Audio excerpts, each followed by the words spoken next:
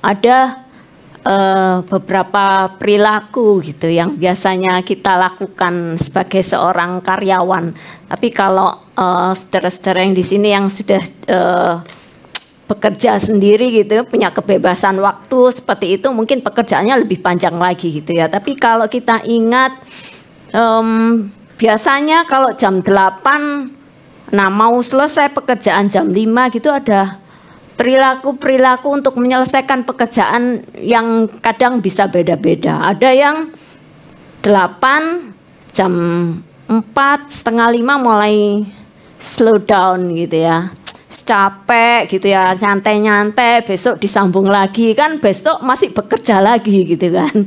Ya, ada perilaku yang seperti itu. Jadi sudah pukul 4 itu sudah mulai jam 3, jam 4 sudah mulai ngantuk-ngantuknya, capek-capeknya gitu, biasanya ngobrol-ngobrol gitu ya. Nunggu sampai jam 5 selesai gitu. Itu ada perilaku-perilaku yang seperti itu. Tapi juga ada pilihan juga orang-orang dengan etos kerja yang tertentu, ketika akan shift itu akan berakhir, biasanya dia malah ngebut, aduh besok sudah, apalagi kalau ada deadline gitu, waduh mau ndak mau harus selesai hari ini. Di jam-jam terakhir biasanya malah ngebut gitu ya, malah ayo ini kita selesaikan, besok masih ada list pekerjaan yang harus kita lakukan, jadi mau ndak mau harus kita kerjakan. Nah, ada dua perilaku seperti ini. Nah, tinggal kita, etos kerja kita ini seperti apa? Kita yang mau mengakhiri shift kita di pekerjaan yang melelahkan, panjang, jam 8 sampai jam 5 gitu, dengan melakukan slow down, relax, besok disambung lagi, atau kita yang melihat bahwa ini adalah tenggat waktu, deadline, selesai nggak selesai kita harus menyelesaikan, besok ada pekerjaan lain gitu ya. Nah, ini adalah keputusan kita. Sama seperti kita dalam kehidupan kekristenan kita saat ini, kalau sebenarnya kita sama-sama tahu kita anak-anak Tuhan yang dekat, yang melekat dengan Tuhan, sama-sama tahu bahwa sekarang ini kayaknya sudah shift terakhir gitu. Setelah pekerjaan panjang, setelah kita sepertinya ini adalah masa-masa kita menanti kedatangan Tuhan, seperti itu. Tinggal kita aja sikap yang kita ambil mau seperti apa. Karena sudah terlalu panjang kita melakukan slow down, memperlambat, relax sebentar gitu ya. Atau kita malah bekerja dengan keras untuk menyelesaikan tugas-tugas kita yang belum selesai ketika kita mengikut atau mengiring Tuhan. Nah, itu aja yang Tuhan ingatkan pada saat kita memuji dan menyembah tadi. Ya, saya berharap jemaat House of Kana yang mengasihi Tuhan, biarlah kita melakukan yang terbaik. Keputusan yang kita ambil adalah kita menyelesaikan finishing well gitu ya, menyelesaikan dengan baik perjalanan kita bersama dengan Tuhan. Apalagi ketika kita sebentar lagi akan menyambut mempelai kita, pasti kita akan melakukan dengan lebih rajin lagi, lebih melekat lagi, lebih giat lagi. Nah, bulan ini kita belajar tentang obedience, tentang ketaatan. Nah, kita sudah belajar beberapa hal gitu ya tentang ketaatan, bahwa dari banyak pembicara yang sebelumnya gitu ya tentang ketaatan, bahwa ketaatan itu bisa timbul dari beberapa motivasi gitu ya. Tapi kita berharap bahwa ketaatan yang kita lakukan, kita kerjakan, timbul karena kita mengasihi dan mencintai Tuhan. Karena itu yang membuat kita boleh terus-menerus diperbaharui. Ketaatan kita itu karena lahir dari kasih cinta kita, sehingga kita nggak akan kendor, sehingga kita melakukannya tuh dengan sungguh, bukan karena takut, bukan karena hukuman dan sebagainya, tetapi lahir dari kasih. Kemudian juga kita belajar tentang ketaatan, bahwa ketaatan itu adalah karena kita ini orang-orang yang dikuduskan gitu ya. Ada yang minggu lalu Pastor Samuel sudah sampaikan bahwa kita ini adalah diciptakan menurut gambaran Tuhan. Ada gambar rupa Tuhan ada di setiap kita, dan kita ini dikuduskan, dikhususkan untuk Tuhan saja. Nah, ketika kita berani untuk tidak atau berani mencuri gitu ya, berani seperti yang dilakukan oleh Ahan gitu kan, mencuri apa yang dikuduskan untuk Tuhan. Nah, ketika kita berani melakukan itu, bahwa kita tidak lagi menguduskan kehidupan kita karena ada milik, ada cap, ada gambar Tuhan di dalam diri kita, kita memasukkan atau menempatkan diri kita pada posisi yang melawan Tuhan gitu ya.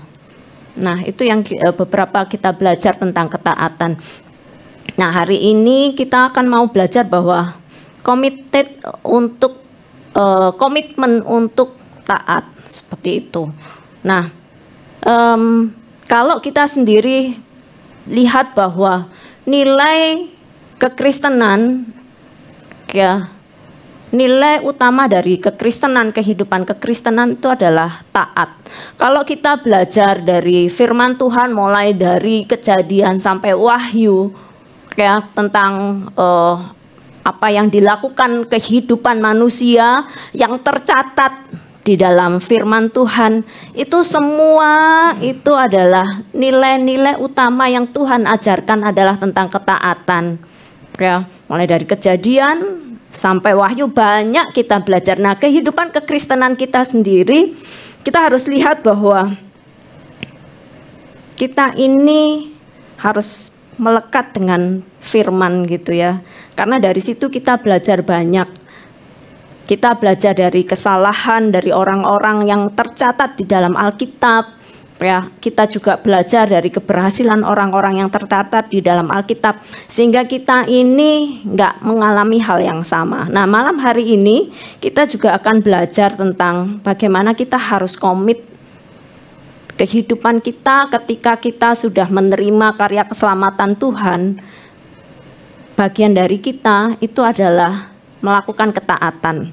Ya, berbicara tentang ketaatan, kita tahu memaknai, mengartikan ketaatan, ya, taat, ya itu patuh gitu ya. Taat itu setia. Ternyata di dalam kata ketaatan, ya, bahasa Indonesia mengartikan arti kata taat itu ada unsur yang namanya patuh dan kesetiaan. Jadi ini value atau nilai yang nggak bisa dipisahkan dari sebuah ketaatan. Ya, kesetiaan, setia untuk melakukan, mengerjakan apa yang diperintahkan. Nah, ini yang diajarkan oleh Tuhan, dan itu adalah value atau nilai-nilai kekristenan, nilai-nilai surgawi yang Tuhan ajarkan untuk setiap kita di dalam kita mengiring Tuhan. Ketika Tuhan sudah memberikan anugerahnya, yaitu keselamatan melalui karya Tuhan di atas kayu salib, kita sudah diselamatkan. Itu bagian Tuhan dan kita menerimanya. Bagian kita itu adalah taat. Itu adalah bagian yang harus kita kerjakan. Di dalam kehidupan kita dalam mengiring Tuhan itu selalu ada bagian Tuhan dan ada bagian dari kita untuk mengerjakannya. Nah, ketaatan itu adalah bagian dari kita. Jadi kita nggak cukup gitu ya, nggak cukup kayak tanpa kita melakukan upaya atau bagian kita yaitu taat, kita nggak bisa bertumbuh. Kita mendengar banyak firman, kita baca firman, kita mendengar, tetapi kalau kita tidak mengambil bagian kita, yaitu keputusan kita untuk taat, yaitu tidak akan berguna apapun gitu. Tidak ada manfaatnya apapun. Seberapa lama usia kita mengikut Tuhan? Berpuluh-puluhan tahun gitu ya. Tanpa ada satu keputusan dari kita untuk mengerjakan bagian kita, yaitu satu, taat, ya kita nggak akan bertumbuh. Kita nggak akan bisa mengerjakan apa yang dimaui Tuhan. Kita nggak akan bisa untuk menyenangkan hatinya Tuhan tanpa ketaatan. Ya, kita sering kali ngomong Kristen puluhan tahun tetap aja.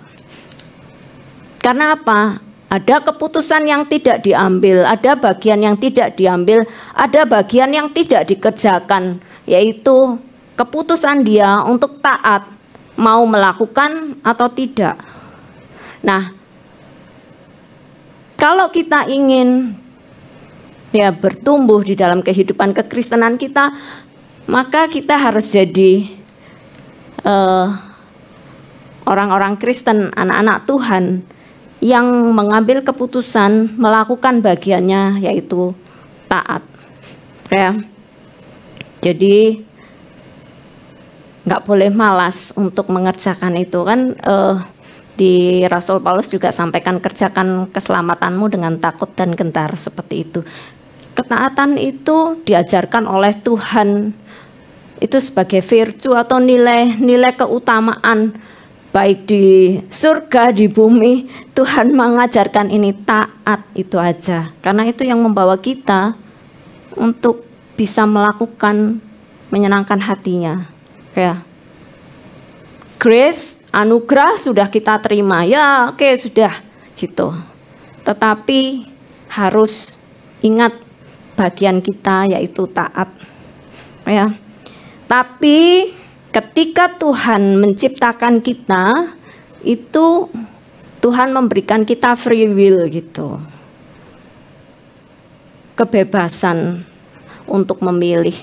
Setiap kita ketika Tuhan menciptakan diri kita, ada gambaran Tuhan di dalam diri kita. Tuhan itu memberikan kita itu kehendak bebas. Ya, kita bukan, sekali lagi, kita bukan robot, tapi Tuhan memberikan kehendak bebas di dalam diri kita. Nah, taat itu adalah bagian dari kita melakukan free will, kayak kehendak bebas kita gitu ya, mau taat atau tidak. Nah, kalau kita membaca di dalam firman Tuhan, banyak sekali ya contoh-contoh yang Tuhan ajarkan, yang ingin Tuhan bahwa kita belajar bahwa free will atau kehendak bebas itu ya yang membawa dampak ya terhadap banyak kehidupan setelah itu gitu. Ya, contoh kayak mulai dari Kejadian, pada saat Tuhan menciptakan Adam kemudian Hawa, dengan free will-nya ya, dengan kehendak bebasnya, Hawa lebih memilih untuk tidak taat. Itu sudah di awal-awal sudah Hawa sudah belajar menggunakan kehendak bebasnya ya untuk tidak taat, tidak mempercayai apa yang sudah Tuhan sampaikan. Jadi lebih mempercayai apa yang ular sampaikan. Itu kehendak bebasnya ya. Dia punya kehendak bebas untuk memilih apakah dia mempercayai apa yang disampaikan Tuhannya yang menciptakan dia, atau perkataan si ular yang mungkin baru dia tahu, baru dia kenal. Tetapi kehendak bebasnya untuk ingin lebih ya, untuk ingin tahu hal yang padahal itu diputar balik gitu ya. Tapi dia lebih mempercayai si ular gitu ya. Kemudian siapa lagi? Nuh, zamannya Nuh. Dia juga mempunyai kehendak bebas antara taat untuk mengerjakan apa yang disampaikan Tuhan, untuk membuat sebuah bahtera yang di saat itu bukan sebuah keputusan yang tepat gitu. Ketika nggak ada hujan, membuat bahtera di atas gunung itu adalah sebuah keputusan yang aneh. Ya, sama misalnya kalau kita dihadapkan pada sebuah keputusan bisnis gitu, biasanya kita lihat SWOT-nya gitu ya, strength-nya, weakness-nya, opportunity, itu analisis itu sudah nggak nyampe gitu ya dengan keputusan Nuh untuk mengambil satu sikap taat untuk membuat bahtera. Kemudian siapa lagi? Tuhan itu ngajarin banyak gitu ya, bahwa kehidupan kita setiap hari itu selalu dihadapkan pada sebuah kehendak bebas kita untuk kita itu mau taat melakukan, mempercayai apa yang Tuhan sampaikan atau tidak. Yosua gitu ya. Yosua ya, Tuhan juga menyampaikan, dia bilang aku dan seisi, dia mengambil keputusan atau kehendak bebasnya, aku dan seisi rumahku, aku memilih untuk melayani Tuhan gitu kan. Itu kehendak bebas yang dia lakukan ya. Kemudian kalau di Perjanjian Baru kita kenal anak muda gitu. Anak muda yang kaya gitu ya. Anak muda yang punya harta banyak, cukup berada, pinter. Dia sudah melakukan kehendak Tuhan, dalam arti dia mematuhi hukum Taurat. Ketika dia bertemu dengan Tuhan, dia bertanya, apa yang harus aku lakukan lagi gitu ya. Tuhan Yesus bilang, jualah hartamu, bagikan kepada orang miskin.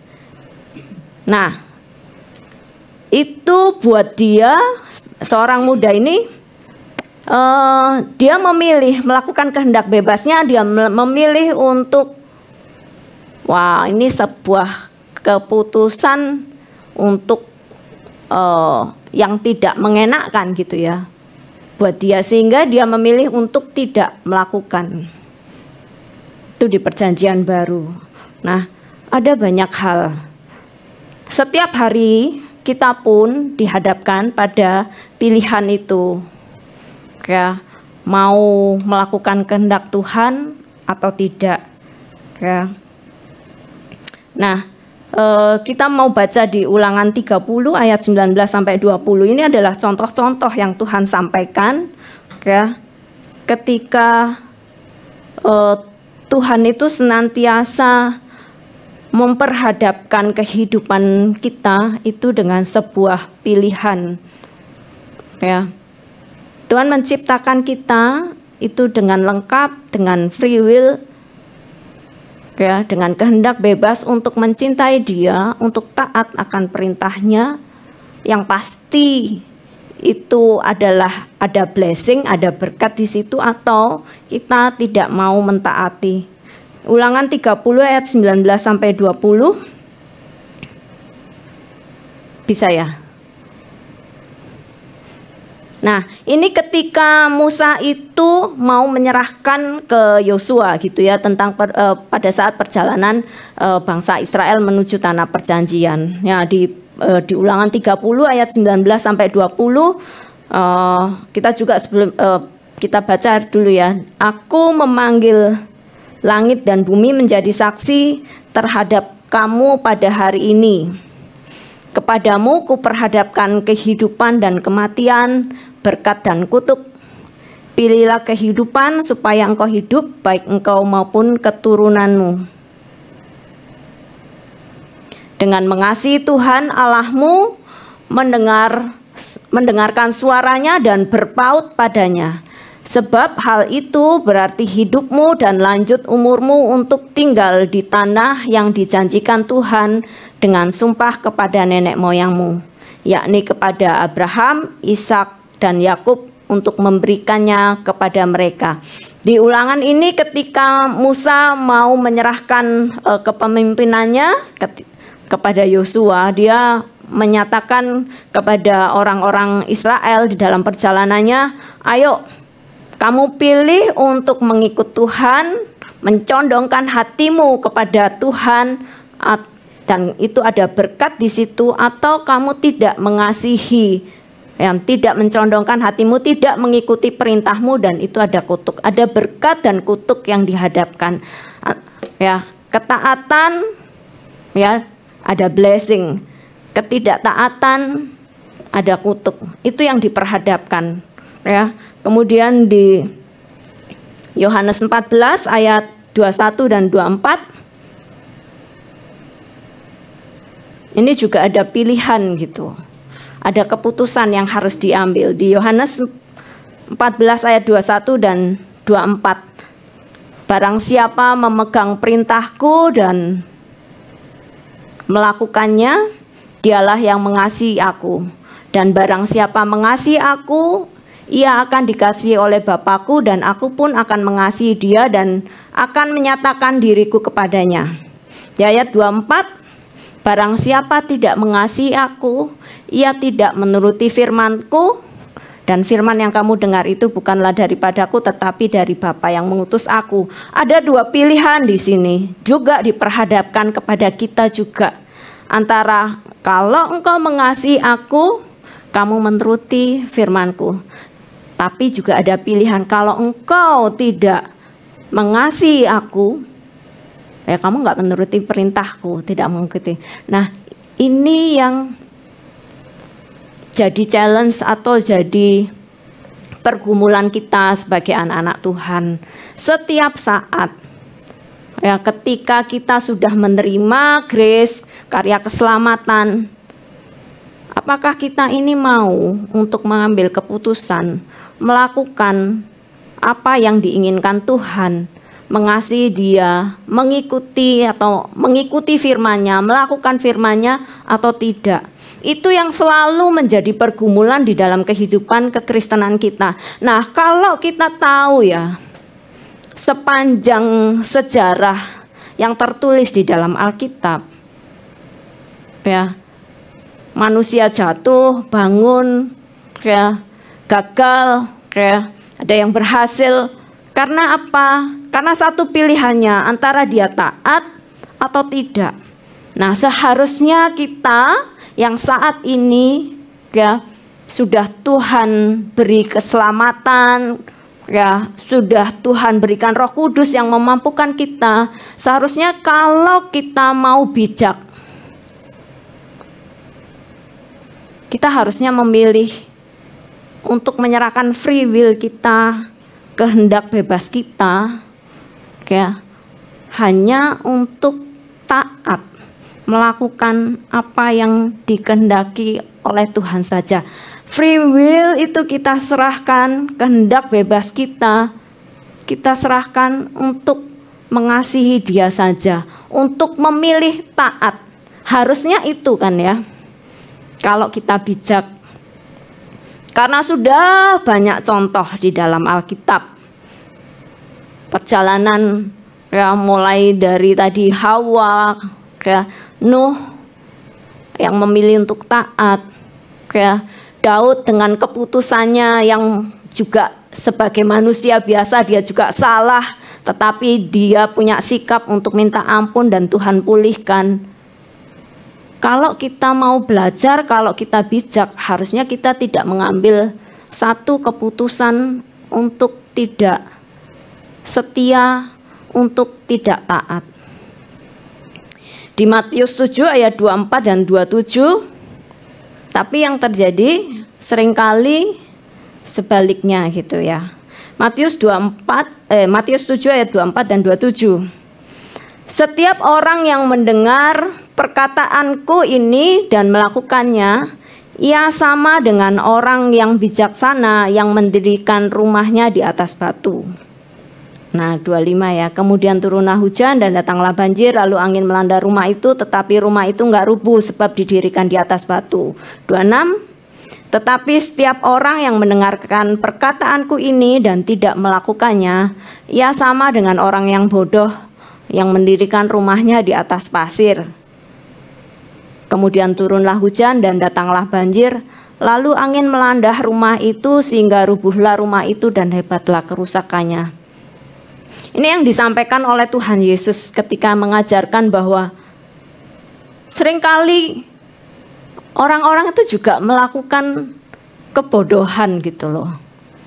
Padahal sama seperti kita, saya juga sudah belajar banyak. Tuhan sudah ngasih contoh banyak di dalam firman. Tuhan ngasih contoh dengan detail gitu ya. Keputusan-keputusan yang salah yang diambil orang-orang yang Tuhan cantumkan di dalam Alkitab. Kita kan harusnya nggak mengulangi ya. Hanya keledai saja gitu ya, mengambil jalan yang sama, di lubang yang sama, jatuh di lubang yang sama. Tapi di Matius yang 7 ayat 24 sampai 27 ini juga mengatakan bahwa kita ini apakah orang yang bijak atau orang yang bodoh? Seringkali kita mendengar firman tetapi kita melupakannya, tidak melakukannya, nggak ada gunanya. Tetapi kalau kita ini orang-orang yang bijak, kita mendengar firman, kita melakukannya. Tapi seringkali yang terjadi adalah kebodohan gitu. Biarlah ini yang jadi pergumulan kita pada saat setiap hari kita mau merenungkan firman Tuhan. Kenapa sih kok kita ini melakukan kebodohan gitu? Harusnya kita belajar gitu ya, sebagai seorang yang bijak, yang nggak mau jatuh di lubang yang sama, harusnya kita belajar. Kenapa sih kok kita ini melakukan hal-hal yang bodoh? Yang impactnya, yang pengaruhnya itu jelas gitu. Banyak hal kerugian-kerugian yang terjadi karena keputusan-keputusan bodoh kita tidak melakukan firman, melupakan firman. Tadi dikatakan sehingga hebatlah kerusakannya. Banyak keputusan-keputusan yang kita lakukan, kita ambil, yang punya pengaruh, daya rusaknya itu cukup besar. Kehidupan rumah tangga, suami istri, anak-anak yang kita kasih, keluarga berantakan, bahkan bisa diturunkan sampai ke generasi berikutnya karena satu keputusan yang salah, karena kebodohan kita. Nah, Tuhan Yesus ingatkan ini ke kita gitu. Jadi hendaknya kita ini bijaklah. Kalau kita mendengar firman, harusnya kita melakukannya gitu, tidak melupakannya. Karena sudah tahu dampaknya itu daya rusaknya gede gitu. Nanti kita akan belajar ya. Kita renungkanlah di setiap hari apa sih yang menyebabkan kita ini nggak mau taat. Apa sih yang menyebabkan kita ini mengambil keputusan untuk tidak mempercayai perkataannya. Padahal yang Tuhan itu sudah membuktikan bahwa setiap perkataannya itu benar. Padahal Tuhan itu sudah membuktikan kalau Dia itu mengasihi dan mencintai kita, itu sudah dibuktikan. Tapi kenapa ya kok kita ini tidak mempercayai Dia? Kenapa sih kita ini kok meragukan Dia? Meragukan setiap apa yang dikatakan, yang Dia sampaikan, itu kok kita berpikir bahwa Dia merugikan kita. Tidak ada keuntungan buat diri kita untuk mempercayai Dia. Itu harusnya yang menjadi pertanyaan dalam diri kita, supaya kita ini tidak menjadi orang-orang yang bodoh ya. Nah, malam ini saya ingin membagikan satu contoh yang diceritakan di dalam Alkitab tentang ketaatan dan kesetiaan yang dicatat oleh Tuhan. Ya. Salah satunya yaitu kesetiaan orang-orang Rehab di Yeremia 35. Kita mau buka di Yeremia 35. Ini kisah ini diambil ketika Yeremia ya pada saat kerajaan Raja Yoyakim waktu itu. Nah, orang Israel itu bolak-balik gitu ya. Meskipun dia sudah melihat mukjizat yang Tuhan kerjakan, kebesaran Tuhan gitu, tapi tetap saja orang-orang Israel itu tidak mau taat sama Tuhan. Dan di Yeremia 35 ini Tuhan ambil contoh gitu ya. Kita mau belajar di sini. Kita baca Yeremia 35.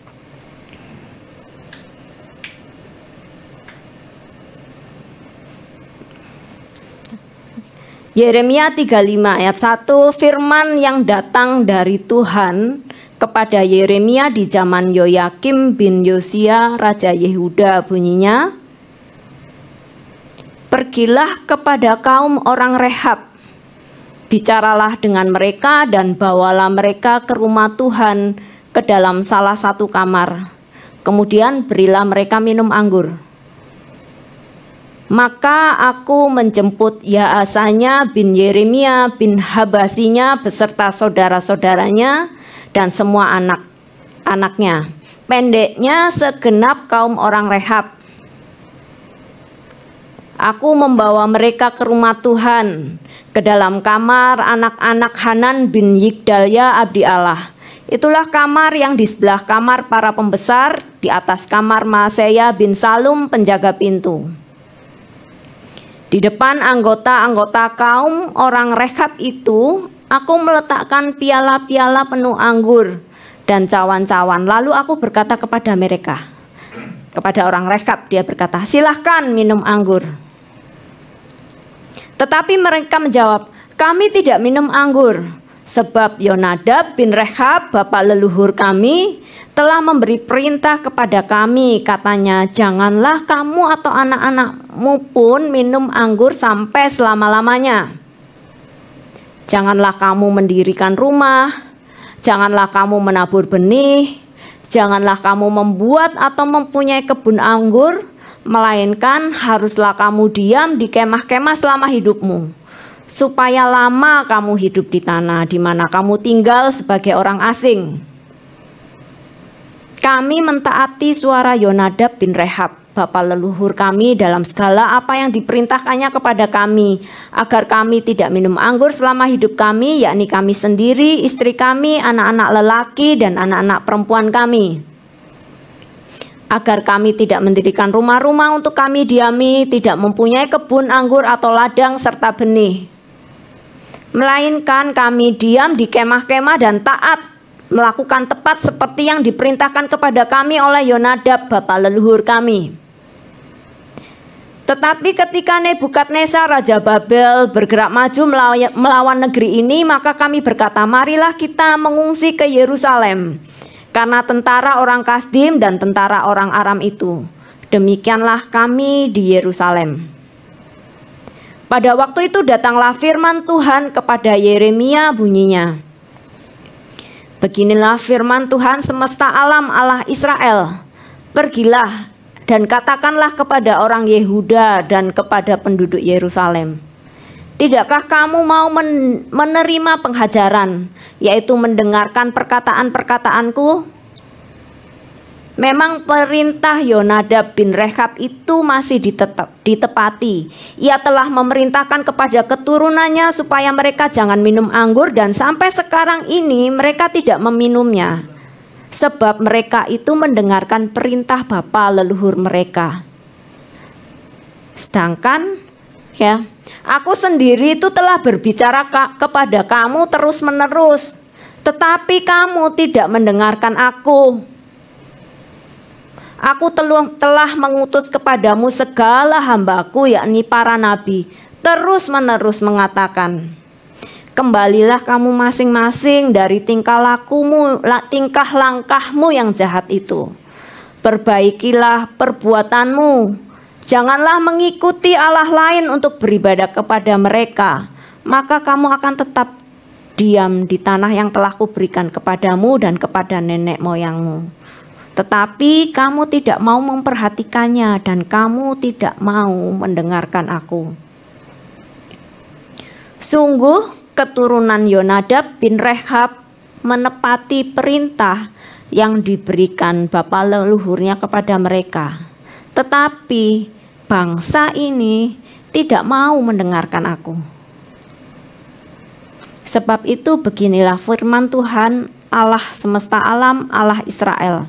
Sesungguhnya aku mendatangkan kepada Yehuda dan kepada segenap penduduk Yerusalem segala malapetaka yang kuancamkan atas mereka, karena aku telah berbicara kepada mereka, tetapi mereka tidak mau mendengarkan.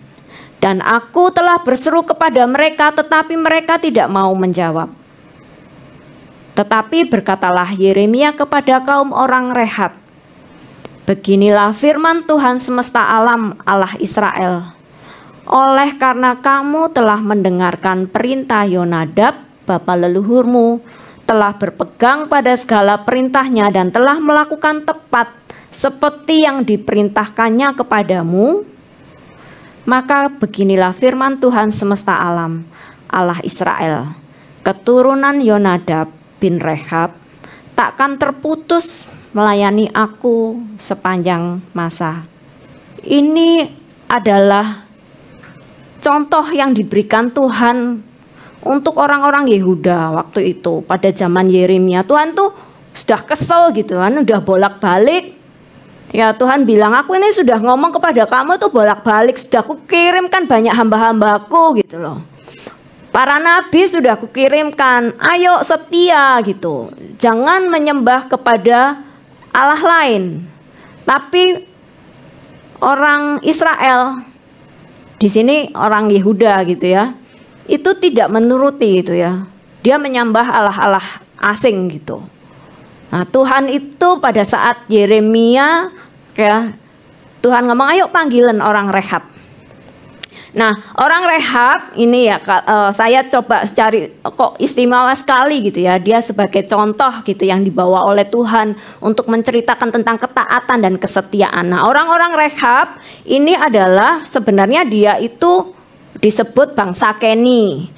Dia termasuk orang-orang Midian. Jadi orang Rechab ini keturunan Keni, dari orang-orang Midian, masih ada hubungannya dengan Musa.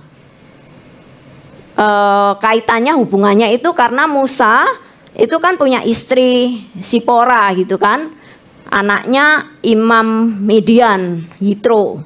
Nah, orang-orang Keni ini adalah keturunan dari situ ya. Kemudian mereka dulunya ya, orang Keni atau kaum Rechab ini dulunya itu tinggalnya di perkotaan ya, tinggal di kota. Kemudian dikenal sebagai seorang, jadi keturunan ini ya, orang-orang Rechab atau orang-orang Keni ini itu adalah ahli untuk tembaga gitu ya, kerajinan tembaga. Nah, orang-orang Israel itu juga belajar tentang kerajinan tembaga di sini. Jadi orang Keni ini bukan Israel tetapi dari Midian yang tinggal bersama-sama dengan orang Israel. Nah, dia tinggal di dekat Yehuda ya, waktu itu kan kerajaan Israel kan pecah gitu kan. Dia tinggal di perbatasan Yehuda. Nah, orang Keni ini dari dulunya dia tinggal di perkotaan. Nah, ketika pada zaman Yonadab tadi yang bapak leluhurnya tadi, nah itu Yonadab ini yang mengubah lifestyle atau gaya hidup orang-orang Keni yang dulunya tinggal di perkotaan dari Yonadab. Nah, Yonadab ini siapa? Yonadab ini adalah dia tinggal pada masa Yehu, pada saat Raja Ahab gitu ya. Dia membantu Yehu untuk merobohkan Baalnya orang Raja Ahab gitu ya. Si Yonadab ini adalah bapak leluhur dari kaum Rechab. Jadi Keni ini sukunya gitu kan. Nah, kemudian dia tinggal di perkotaan. Terus kemudian pada zaman Yonadab, ya, ini Yonadab menyampaikan, ayo kalian tidak boleh tadi ya, tidak boleh minum anggur, tidak boleh menanam benih, tidak boleh mendirikan rumah gitu. Dia harus tinggal di tenda. Jadi sampai saat ini ya, pada saat ini ditulis orang-orang Rehab itu taat terhadap, ini bukan perintah Tuhan loh. Ini perintahnya Yonadab. Ya, perintah dari leluhurnya itu dia pelihara, taat sampai yang dulunya tinggal di perkotaan, tinggal di rumah, dia karena taat kepada Yonadab ini, karena perintahnya ini, sekarang ya orang-orang Rehab ya, ini tinggalnya itu nomaden, berpindah-pindah gitu. Dan tadi ya dikatakan ketika diminta datang gitu kan, dites gitu sama Yeremia, dikasih minum anggur, mereka nerima atau menolak? Menolak kan. Kami tidak minum anggur.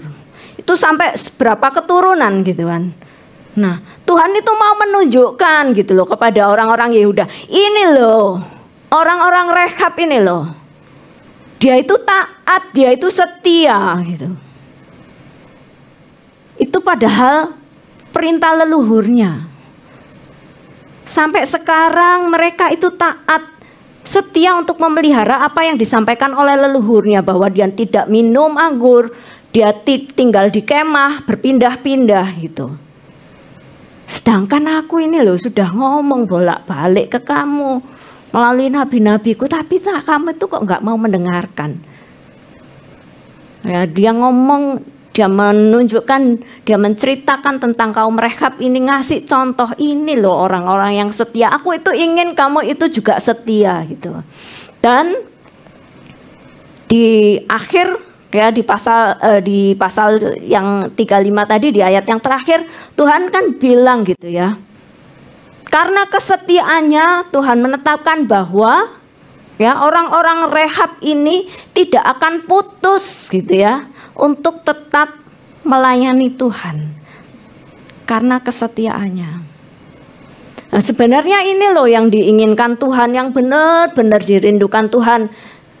Kalau kadang kita baca gitu ya, kita baca di mulai perjanjian lama gitu, kita rasanya oh, orang Israel itu kok tegar tengkuk gitu ya, duablek gitu. Kita rasanya bisa ngomong-ngomong kayak gitu, bolak-balik lihat, masa lihat mukjizat laut terbelah, melihat mukjizat banyak makan mana, dikasih burung puyuh, dipelihara, tapi kok sendablek gitu. Kita bisa ngedumel-ngedumel sendiri. Tetapi sebenarnya kalau dilihat, kita tuh juga kayak gitu juga gitu kan. Seringkali kita bisa ngomong Israel itu tegar tengkuk, tapi ternyata kalau kita lihat, kita tuh juga kadang kayak gitu. Tegar tengkuk, nggak mau diomongin sama Tuhan gitu. Ambil keputusan sendiri, nggak taat, berani-berani untuk melanggar apa yang disampaikan Tuhan, berani-berani kita berpikir bahwa keputusan kita ini benar, padahal Tuhan sudah menolong bolak-balik, kita tetap aja tidak mempercayai Tuhan, pertolongan Tuhan. Saya jadi ingat gitu ya, saya ini sebelum Tuhan kena GERD gitu, itu sebenarnya sudah bolak-balik diingatkan, tidak hanya oleh suami, tapi juga Roh Kudus juga bilang gitu, ayo berhenti kopi gitu. Suami juga bilang gitu, ayo berhenti kopi, tapi karena nggak ada, kan masih baik-baik saja, jadi tetap aja gitu minum kopi hitam, nggak ada gula gitu, ya kayak gitu. Bahkan kalau ada staff atau teman flu gitu, flu kok minum vitamin C, flu itu buatnya kopi gitu ya, kadang kayak gitu. Nah, diingetin bolak-balik nggak dengar. Nah, sampai pas sebelum COVID akhirnya kena asam lambung, kena GERD. Nah, itu yang sekarang kopi itu tidak ada daya tariknya sama sekali gitu ya, mengubah pola hidup. Kadang kita itu seringkali mengabaikan suara-suara lembut dari Roh Kudus yang Tuhan ingatkan melalui orang-orang dekat kita gitu. Atau seringkali kalau Tuhan ingatkan di dalam hati kita itu kita abaikan, apalagi perkara-perkara kecil gitu. Seringkali kita mengambil satu keputusan ignore, mengabaikan. Nah, padahal keputusan-keputusan kecil dengan kita mengabaikan Roh Kudus, dengan kita mengabaikan apa yang disampaikan atau kebenaran firman, hal-hal kecil, keputusan salah yang kita ambil itu bisa jadi habit kita, jadi kebiasaan kita. Yang itu dampaknya juga besar. Hal-hal kecil yang kita biarkan, keputusan-keputusan kecil yang tidak kita ambil dengan benar, itu akan jadi kebiasaan.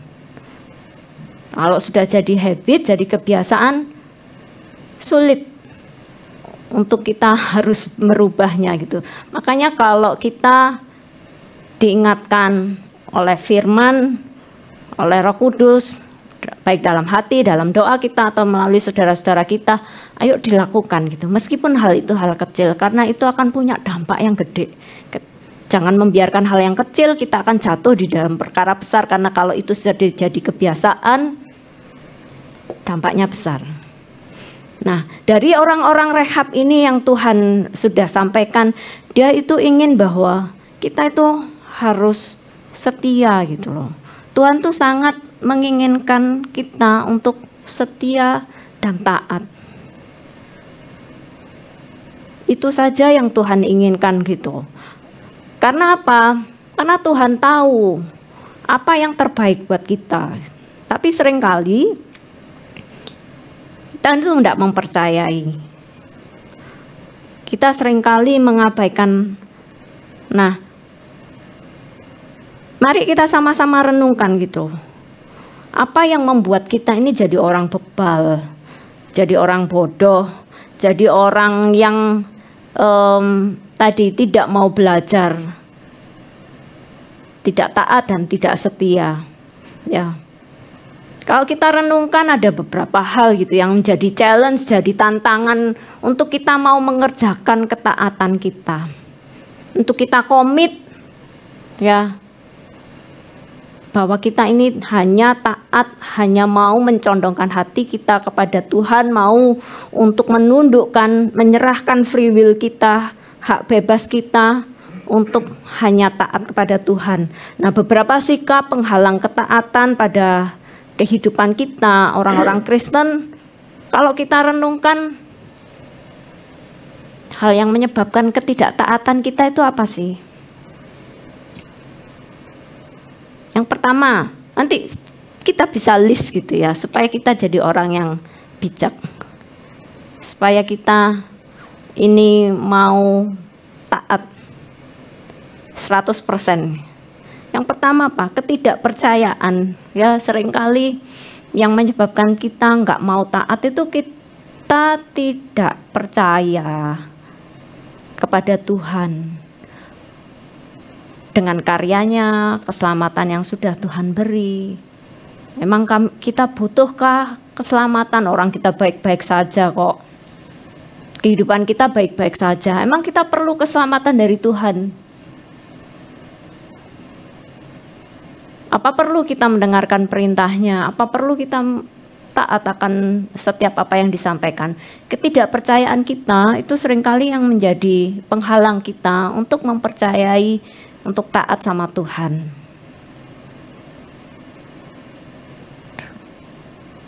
Kita nggak percaya bahwa karya Tuhan, bahwa kita ini hanya karena anugerahnya saja, itu untuk kita itu bisa selamat, kita itu bisa ditebus dari segala pelanggaran kita. Tidak percaya pada Tuhan dan Roh Kudus, Itu seringkali menjadi penghalang untuk kita taat. Yang kedua, tidak menghormati dan menganggap penting.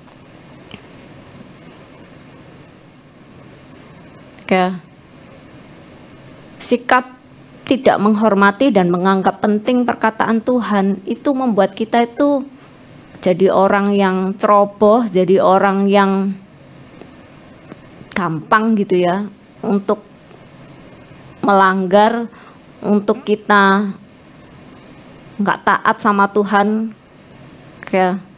tidak menghormati dan menganggap penting perkataannya. Kemudian apalagi? Yang ketiga, pride atau kebanggaan kita, ego kita gitu. Kebanggaan diri kita, aku sudah tahu semua gitu ya. Itu seringkali menghalangi kita juga untuk taat. Aku sudah tahu, tadi contoh yang misalnya Nuh, kalau Nuh itu menganggap dirinya tahu semua, enggak ada hujan lah, ngapain taat, ngapain harus buat bahtera, mungkin dia nggak akan buat. Ketika kita merasa bahwa diri kita ini mampu, ketika kita ini merasa tahu semua, kita seringkali itu nggak percaya apa yang dikatakan Tuhan. Aku sudah makan asam dan garam, wah kayak gitu. Asam dan garam jadi rujak. Kadang itu yang membuat kita nggak bisa dengan rendah hati mau taat akan perintahnya. Kemudian takut untuk menderita, takut untuk rugi, takut untuk seperti yang tadi yang orang muda yang kaya itu, dengan aku menjual semuanya rugi dong, aku sudah mengumpulkan semua hartaku, sudah kan baik-baik saja, dengan hartaku mungkin aku bisa untuk melakukan pelayanan gitu. Tapi kok Tuhan malah bilang aku suruh menjual semua loh. Bener, semuanya Tuhan. Waduh, mahal sekali gitu. Ini juga yang mungkin jadi tantangan kita untuk kita taat sama Tuhan. Ketika kita harus surrender, kita harus berserah penuh sama Tuhan. Seringkali ketakutan untuk nanti makan apa ya? Nanti kehidupan kita seperti apa ya? Kalau aku serahkan semua gitu. Siapa yang akan memelihara kita, masa tua kita seperti apa gitu. Ketakutan-ketakutan ini yang seringkali menghalangi kita untuk taat sepenuhnya, komit sepenuhnya akan apa yang Tuhan sampaikan. Kemudian penyebab ketidaktaatan kita tuh seringkali juga karena mengabaikan kedekatan atau intimasi dengan Tuhan kita. Nggak lagi haus dan lapar untuk menginginkan Tuhan lebih. Cukup. Nggak lagi menginginkan Tuhan lebih lagi. Mengabaikan kedekatan kita, intimasi kita dengan Tuhan. Wes, sudah comfort kok, sudah nyaman kok kehidupanku. Sudah baik-baik saja kok. Ketika Tuhan menyampaikan untuk kasihlah aku dengan segenap hatimu, dengan segenap akal budimu, dengan segenap kekuatanmu. Ketika semua baik-baik saja, emang perlu gitu. Kita menyerahkan semua, mengasihi dia dengan segenap hati dan akal budi dan kekuatan kita, mengejar dia lebih lagi perlu tak?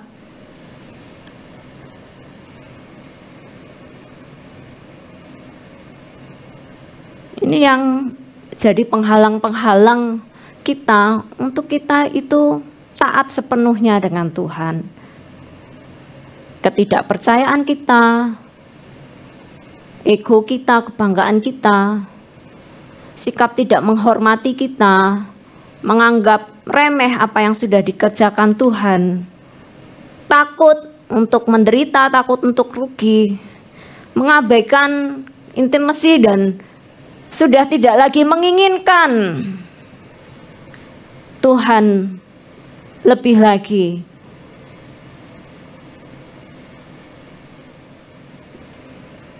Nah, ini yang saya dan kita sama-sama mau belajar gitu. Ketika shift ini akan berakhir gitu ya, kehidupan perjalanan kekristenan kita, biarlah kita ini semakin nggak terlena, semakin kita ini giat, semakin kita ini mengasihi Dia, semakin kita menginginkan Dia lebih, semakin percayai Dia. Nggak ada satupun loh yang Tuhan itu ingin mencelakai kita, itu nggak ada. Tetapi kita ini seringkali kok mencurigai Dia gitu ya. Seringkali menghitung-hitung dengan Tuhan, kok hitung-hitungan.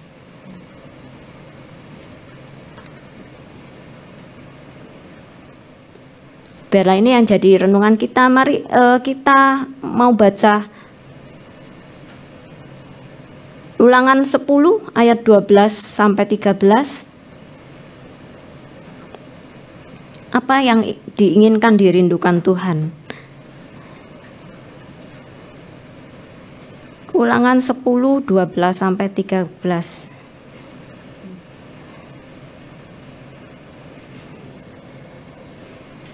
Maka sekarang, hai Israel, apakah yang dimintakan daripadamu oleh Tuhan Allahmu?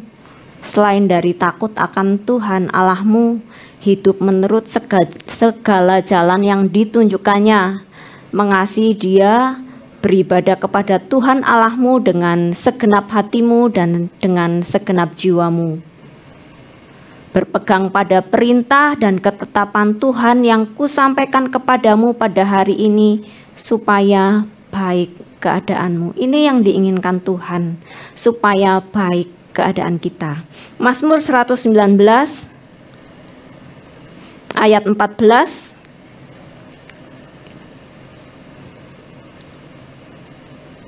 Atas petunjuk peringatan-peringatanmu aku bergembira seperti atas segala harta. Ayat 112.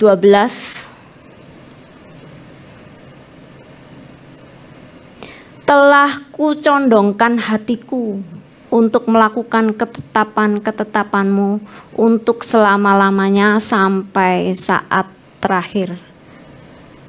Ayat 127. Itulah sebabnya aku mencintai perintah-perintahmu lebih daripada emas, bahkan daripada emas tua. Biarlah kita semua mengingininya gitu. Untuk mencondongkan hati kita untuk melakukan ketetapan-ketetapan Tuhan sampai akhir. Dia lebih dari harta kita, dia lebih, perkataan-perkataannya itu lebih dari semua, lebih daripada emas, bahkan emas tua. Biarlah ini yang menjadi renungan kita untuk kita sama-sama mengasihi Dia, menginginkan Dia lebih lagi. Tuhan memberkati.